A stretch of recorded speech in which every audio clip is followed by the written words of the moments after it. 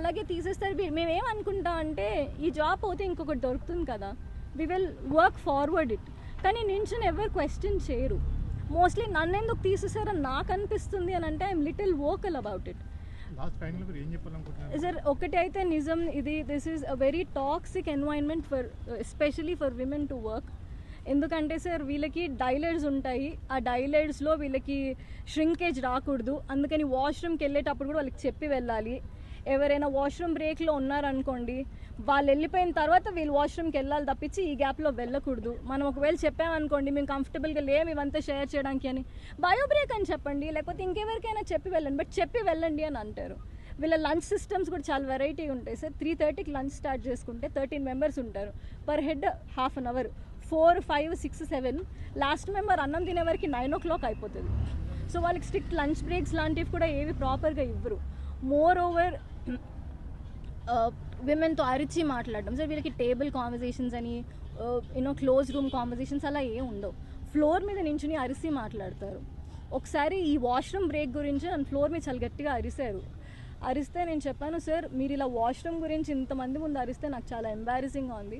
మీరు నాకు ఏదైనా బ్రేక్ ఎక్సీడ్ చేశాను ఏదైనా అనుకుంటే మీరు నా క్యాబిన్కి పిలిచి చెప్పండి, I will answer you there, but not on floor అని. అప్పటి నుంచి క్లోజ్ రూమ్ కాన్వర్జేషన్స్ పెట్టడం స్టార్ట్ చేశారు.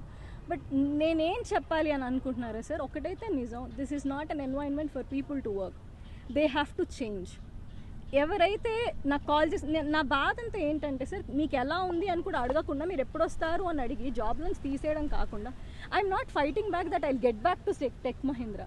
I'm fighting for the harassment caused by them. 4 months నుంచి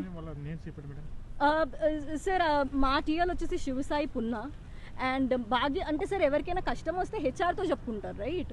మీరు ఎవరైనా హెచ్ఆర్తో చెప్పుకుంటాం.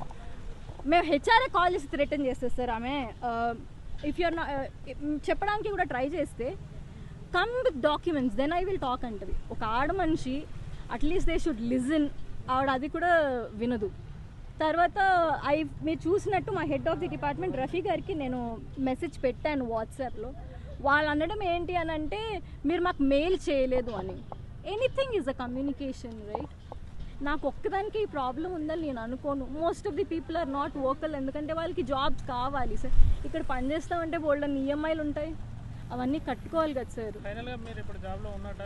లేదు సార్, నా జాబ్ తీసేసారు. రమ్మని చెప్పి ఎంప్లాయ్మెంట్కి రమ్మని కాదు, డిస్కషన్కి నిన్న evening when I was talking to media, when I was talking to people, నాకు కాల్ వచ్చింది. శ్రీధర్ అని is one of my friends, very close friends of me, లోపల ఉంటారు. ఆయన స్పీకర్